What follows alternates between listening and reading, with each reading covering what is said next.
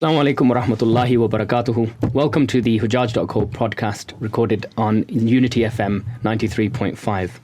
Today I have a very important guest with me who I'm very honored to also call my friend. You may have seen advertised and shared extensively on social media the One Night in Al-Aqsa film, which was directed by Abrar Hussain, who also directed One Day in the Haram. And these movies, I think, attracted us so much because of how rare and different they are to what we've seen from Muslim production previously. I have with me the director of those films, Abrar Hussain. Abrar, welcome to the show. Assalamu alaikum and jazakallah khair. Pleasure to be here with you, Brother Shoaib. Thank you so much for coming and accepting our invitation. So, what you've done for me is totally different to anything that's been done previously by Muslims. How is that? In terms of a sense of responsibility and everything else, you've done One Day in the Haram. You've now done One Night in Al-Aqsa. The quality of the footage, the kind of films that you're making is something which, from the Muslim perspective, we've never seen anything like this before. There may be something, but we've never seen it. It's never actually come to us the way you brought it to us. How is that in terms of reception, in terms of the responsibility you feel on your shoulders with regards to something like that?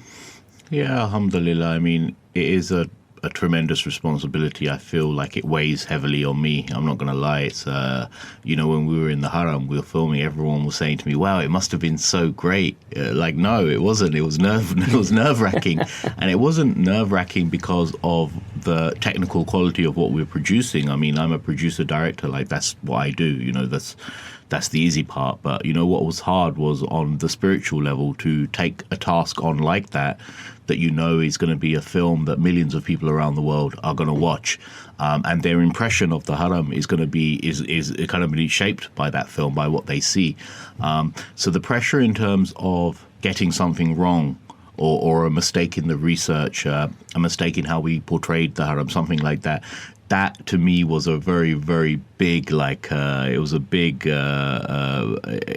danger for me, because I just kind of felt if something is wrong, then it gets spread around the world, and then the sin of that is multiplied so many times. Wow. So really, people ask me what was the greatest emotion you felt there? Well, actually, the greatest emotion I felt while making both the films was fear, just the fear of getting something wrong. Yeah, so that's it wasn't a process. I wasn't in the middle of it, kind of really enjoying it and thinking, oh, we're doing something that's going to be amazing. I was just completely focused on the task, because it wasn't even looking beyond the shoot or looking towards the distribution or where the films would go or who would watch the films. Yeah. It wasn't anything like that. It was just for myself. I have to make sure I get this right. It has to be 100% right. So I've been very, very nerve-wracking out there, I can imagine, because, just when you go out there, I'm thinking back to the first time that I went on Hajj, you go out there and you feel quite nervous anyway, because, it is quite nervous, because you're there for an ibadah. You're in such a holy place where all these prophets have been. In such a spiritual bubble when you're out there as well. Yeah. And the fact that it's such a blessed place, it's Allah's house, the most blessed place on earth, and you feel scared walking wrong, doing anything wrong. Yeah. You feel that fear, don't you? Absolutely. And obviously, I hear what you're saying then. I'm just trying to put myself in your shoes for a minute and think, I've got to film all of this stuff. And I saw some of the photos that you put up and some of the details you put up showed that obviously to do the filming they were clearing out certain areas for you, and obviously if they're going to that level, how does that feel when you go to the house of Allah, the most blessed place on earth, and it's being cleared out for you to film it and take it to the people? Yeah, alhamdulillah.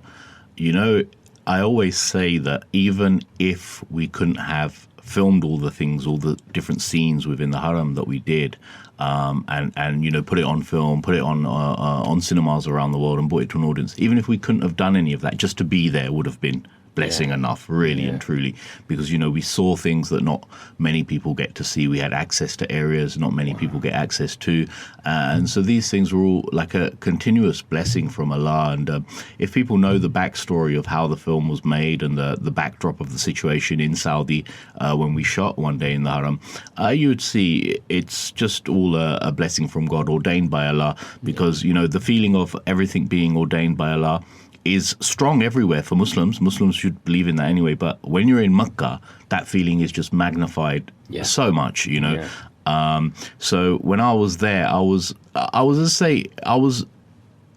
under pressure to make sure we got it right. But at the same time, I was very, very relaxed, because my thinking was that, well, if Allah subhanahu wa ta'ala has put me in this position where He's opened all these doors for me to come here, then there must be a purpose behind it. It's not going to be that Allah's going to let me do this and get it wrong. It's going to be something very, very, very beneficial. I strongly believe that.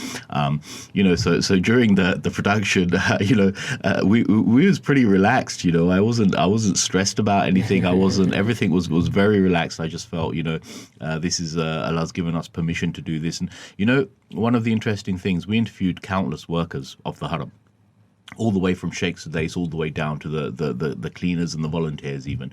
And every single one of them, down to a T, would say something along the lines of, we were chosen by Allah to work here. And that was their feeling. That was their honest feeling, that we were chosen by Allah to work here. That was the number one thing that came across from everyone. And so for me and the crew, and everyone associated with the production, see, this feeling from the workers transferred over onto us. We felt that as well. We felt, we felt that we had been chosen by Allah to be in this place at this time to do this particular work. This is how it felt, and this is how it was. And so, One Day in the Haram is a film, without a shadow of a doubt, it's a film that's changed my life. It's basically, it's opened so many different doors and opportunities and opportunities for further work as well. So alhamdulillah, it's just a blessing every day. Is literally, I think, not a day goes by where I don't thank Allah subhanahu wa ta'ala for that opportunity. And I often ask myself, like, why Allah chose me to do that, and I can't answer that question, because I honestly think I'm not worthy to produce something like that. And, especially when you hear stories of these guys at BBC and Discovery Channel saying, oh, we went to Mecca, we tried to get the access, and they literally can't believe the access that we got. They're literally like, how did you do it? Like, I'll tell you a funny story. Even, when we was in the Haram, we were going to different departments. Even, some of the department heads there, we'd go in to film someone like head of the mobility department or something, go in there and we'd start pulling in our equipment and the dollies and the big cameras and the lenses, everything. And they'd be looking around us and looking at all this equipment and crew that's coming in, and they'd be like, how did you get the permission for this? Like, these are people who work in the Haram, So even they were shocked, like what was happening here, So it really was just a tremendous blessing from God, and we're forever grateful for that. Yeah, that is amazing, and to be honoured like that as well. It's a real big honour. It's such an honour. But to take your story right back for a moment, we've met countless times. Yeah. We always talk about films. We always talk about One Day in the Haram or future projects and stuff like that. Take us back to, where are you from, and how did your childhood lead you down this path? My childhood was, it was a very spiritual childhood. My mother and father were both very practicing. So from an early age, all I remember is them praying, praying in our house. And I actually grew up and went to school in a very kind of white area. I was raised in Maidstone in Kent. And, in Maidstone in Kent, for example, in the school that I went to, I was not just the only Muslim or Asian child in that school. I was literally the only child of any color that wasn't white. So there was no Chinese, no black, no color apart from white there. So I was the only one. And this was very important in my upbringing, because, it gave me the chance to see perspectives from other people's point of view from a very early age, so I was very used to seeing different points of views and have empathy for different points of view from a very early age. And obviously when I went home, I had the whole Muslim side, the whole Islamic and the Asian side as well. So I had the best of both worlds. I kind of felt, I always felt that if I'd had my schooling and childhood in London, maybe most of my friends would have been Muslim at that time, but I had non-Muslim friends at that time. I participated in sports, a lot of sports and with non-Muslim clubs and things like that. Within my house, house, the environment, as I say, was very Islamic. My dad was we didn't have a mosque there. There was no mosque in Maidstone. So my dad used to have the mosque in our house. So every Saturday and Sunday, children from all over used to come from far and wide to our house to read, to have their, the madrasa, yeah? And an imam used to come from around 40 miles away to come there and do that. In Ramadan, we used to have tarawih in my house. Wow. Everyone from the community used to come and have the tarawih. And this went on for about 3 or 4 years until the community had raised enough money to purchase the first building for the mosque. Oh, wow. Until then, the mosque was in my house. Now, as a child, I just loved the camera. And so where all these things were going on in my house, like I would just be filming everything. I would just love to film. So the camera, yeah. So, I think people who are into filmmaking, they don't actually know what a director is when you're young. You don't know what a producer is. You don't even know what the difference between a director and a producer is. And many people who are not within the filmmaking kind of world or the media world will not understand the difference between a producer and a director. When I was growing up, it was just the camera. I just loved the camera. So the camera was like an extension of my arm. I had it with me everywhere. I was one of those kids. And I was just filming everything from school, the school stuff, the school sports days, everything, things going in my house, weddings, any weddings would come out, I'd be there with the camera. And this just was a natural progression for me. I loved the camera. It was a natural thing for me. I was naturally attracted to it and, always playing with it, finding out what does this button mean? By 12 years old, I knew what a white balance was. I knew what a shutter speed was. I knew what focus was. I knew all of these things. And it wasn't because I watched YouTube, because there was no YouTube. Yeah. It was literally, I just taught myself because I just kept playing with the buttons and reading the instruction manual and playing with the buttons and reading it until, I got all of those things. But one thing was evident from that age, that I had a really good shot. I could see a really good shot. I had a very good eye for a visual shot. My shots were framed very, very well. When I look back on them, I think, wow, for a 10-year-old, you had really good framing, So these things were natural to me. And as I got older, it was just a normal process to pick up bigger and bigger kind of camera systems, and the way to operate those systems was basically, became intrinsic, became simple for me. So this was really a natural progression. And as I grew older and started learning about media, then I realized, okay, this is a director, this is a producer, this is the writer, this is the executive producer, this is the focus puller, what all these different job functions did. And so alhamdulillah, it was quite a natural process and quite self-taught process. When you obviously you're from a Pakistani background. Yeah. When you went to your parents and sort of said, I want to go into film. What was the reaction? Was there you should be doctor? And was there pressure in that regard? To be honest, I never had that conversation. Oh. I never had that conversation. Because while I was studying, I myself, it wasn't my parents. I think my parents would have supported me if I'd said that. Maybe, I don't know, because I never actually said it. I had always intended to go and study business, which is what I did. But you see, for me, the camera stuff, the things I was doing with film at that time, it was all just like, it's just something I really liked for fun. It was something I did for fun. So it was actually just a hobby on the side. It was a hobby on the side, yeah. I never thought, at 10 years old, I'm going to be a filmmaker. Yeah. I didn't even know what that was at that time, So 18, go to university, study business, come out, start working. And it was a normal thing. And, alhamdulillah, I started in a management position as soon as a graduate trainee scheme, as soon as I left university. So I worked for about a year or two. And at the same time, I was elected as the treasurer of my local mosque at that time, yeah. So I was working with the mosque and, I was interested in doing events and stuff. So we organised the first ever event for that mosque, and we organised a Qiraat competition. Oh, wow. Yeah, so we had all these kids from all over the area. They'd come, and we set up a really nice stage show. So we'd hired a big theatre, nice stage show. I'd done a lot of the art direction on that and set the scenery, the lights, everything like that. It was all natural to me. And what it is, we got as a sponsor Islam Channel to come to that Qiraat competition, and that was where... This is before the actual Qiraat competition on Islam Channel started, or... Yeah, I think it was running at the same time. They had a national Qiraat competition with kids, and we were doing... Ours was called Husni Qiraat, and it was just a one-off. So it was all taking place on one day. So the kids would come, and they'd basically decide the winner on that day. So that was the format we had.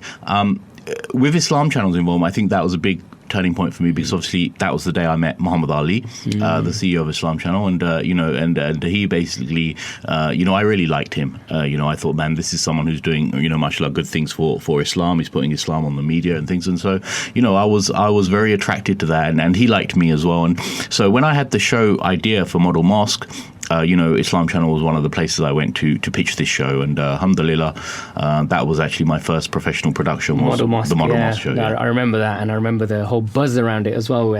Where and we got to see inside some mosques which we wouldn't probably even travel to. Yeah, I mean, I remember at that time pitching the idea of the concept of Model Mosque to many different organisations, Muslim organisations, or I'm not going to name now, but all of them kind of turned it down, and they all laughed at it a little bit because they said, "This is funny because you're naive, and these mosques are never going to give you access the way that you're describing it in the show. They're not going to open up to you like that."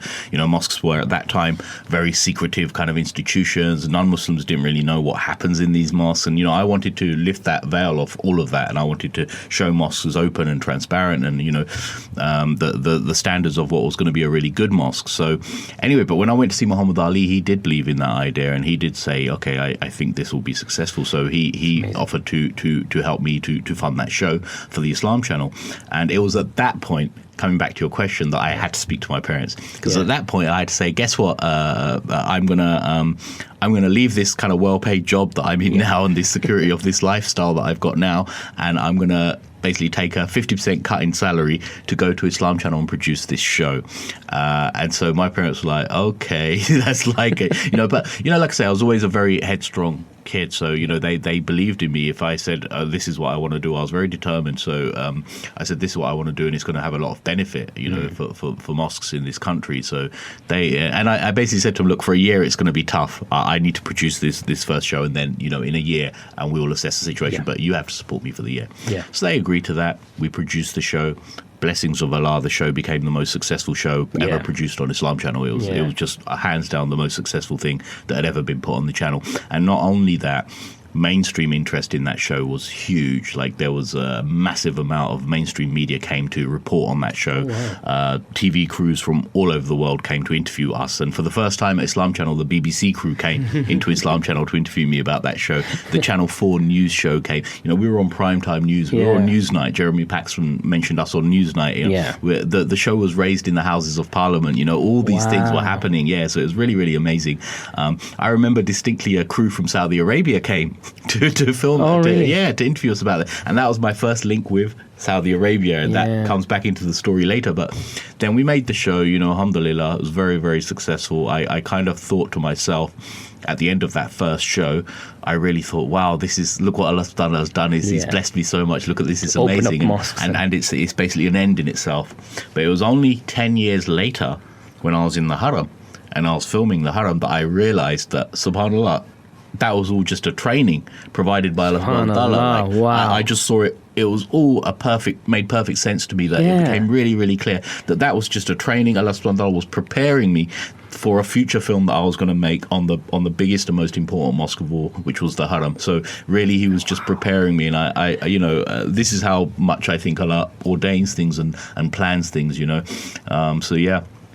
That show was really the start of everything for me. Even when you're describing the show and you're sort of talking about how you wanted to allow non-Muslims to look into a normal mosque, their local mosque, and sort of see what's going on behind the scenes and what's actually going on, and lifting the veil off that.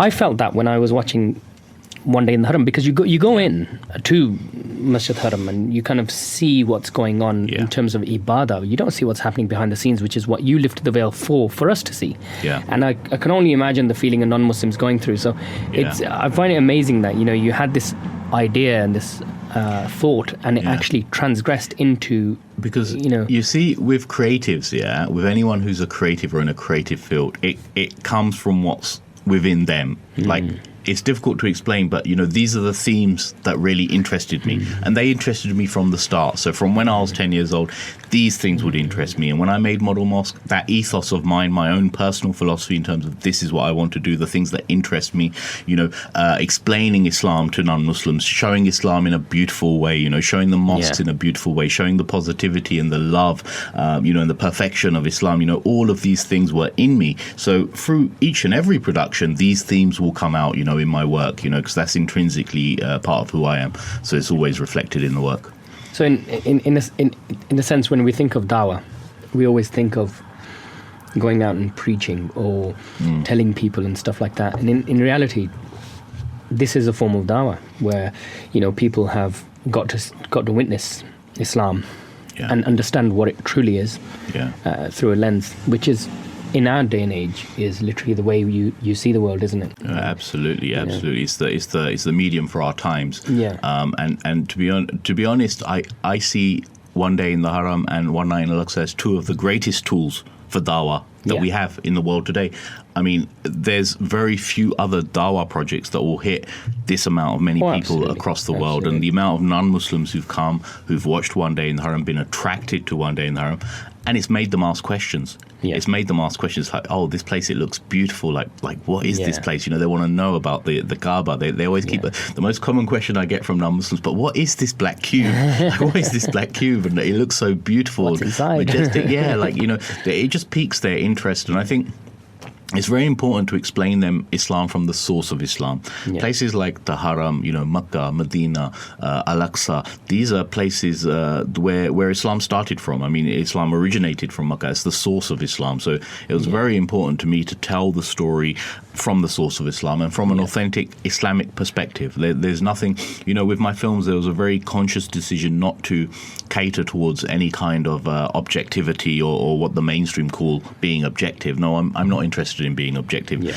I represent a love for Islam, and I represent my religion, you know, so I'm there to make films that show my religion in the most beneficial and most beautiful way, you know. Yeah. So I'm really, you know, they're unreservedly and unapologetically Islamic films from an Islamic perspective. Yeah. Now, if a non-Muslim wants to come and watch that film, that's mashallah, that's just brilliant, you know. Nothing could make me more happier than non-Muslims coming to watch the film, because they have a genuine desire to understand Islam.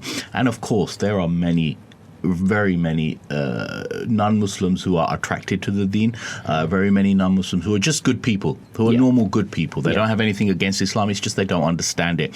And because they're continuously bombarded with kind of negative media portrayals of Islam, negative news stories, you know, these films were a way to combat that kind of negativity as well. So something in the opposite direction. So for me, you know, I just wanted to make things that were purely for Muslim audiences, that Muslims could feel proud of. That was one of the main kind of drivers of the films as well, is to make something where Muslims could look at their holy institution, say Alhamdulillah, you know, look at the beauty and the majesty of our institutions, you know. You know, so that was also, I mean, you know, there are endless amounts of drivers and endless amount of you know, benefits from the films. You know, they just ticked so many boxes. You know, when we actually sat and we talk, you know, whenever I come on somewhere and I talk, we usually talk about one or two aspects of it, you know, but there's so many different aspects that One Day in the Haram hits, you know, in terms of people talk about the quality, you know. One Day in the Haram is, alhamdulillah, by other people have told me, this is basically one of the most beautiful documentary films ever made. Like, you know, there's very few, feel it when you're watching it. Absolutely, there's very few documentary films you'll see as beautiful as One Day in the Haram, you know. And this is really a testament to the nature of the place, because it's just such a spiritual feeling. With the film in Al-Aqsa, many people didn't even know what Al-Aqsa was, you know. The film clarifies a lot of these kind of myths, the negative kind of propaganda that's been put out, the confusion of people, you know. And so many people have come up to me after the screenings and said, brother, thank you for clarifying this for me. You know, I thought it was that, but I wasn't sure because I kept hearing, you know, different things. So I mean, I have to say I felt the same way when I was watching One Night in the Haram and One Night in Al-Aqsa, because I've never been there. And you kind of hear this and you hear that and you see a photograph here, or you see somebody's a video, and nothing ties it all together to show you that actually that's Masjid Al-Aqsa, that's the Dome of the Rock. Yeah. This is what's in between. Yeah. This is how people come and pray and all of that. I mean, with regards to One Night in the Haram, what would you say is, what was your vision there? Because it's a different film to One Day in the Haram. I felt a difference. Yeah. And what is the difference? What was the difference there? I think, you know, I think it's very important, you know, as a producer, as a director, I always want to be making different types of films. You know, I don't want every film to look the same or feel the same. So there is that. But I think with Jerusalem, it's such a unique city. There's a vibe in Jerusalem that is not anywhere else in the world. And I've been filming all over the world, you know, so 40 or 45 different countries I've filmed, you know, projects in. I've never been anywhere like Jerusalem. The vibe, the history of that place, you know, it's just amazing. It's just got a vibe that's all its own. And I felt this was reflected in the film also. And also one of the main things is, Masjid Al-Aqsa is neglected to an extent by the Muslims, because people would much rather go and take the easy option to Makkah and Medina rather than travel to Jerusalem, because they see it as some kind of difficulty or something that might put them in some trouble somewhere. But ultimately, Al-Aqsa is on that same level as Makkah and Medina. It's in that same category of Islamic institution. It's the only masjid mentioned in the Quran apart from the Kaaba.